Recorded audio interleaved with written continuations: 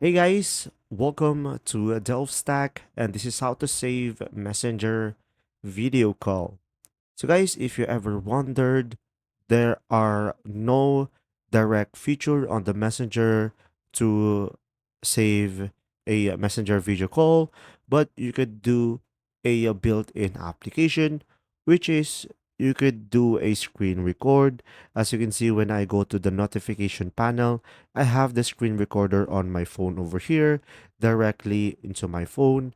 And here you could just simply start recording, and after that, guys, you should be able to just simply call your friend and you could save a messenger video call. Or what you could try to do is just simply go to the Google Play Store and use third-party application like a screen recorder over here. So there are a lot of application that are available on the Google Play Store, but I recommend going for this specific application because this is what I am using right now, and it is a good application to record your video call with your friend. And there you go. If you found this video helpful, please like and subscribe.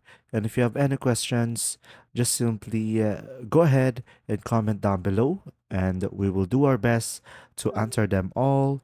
And see you in the next video.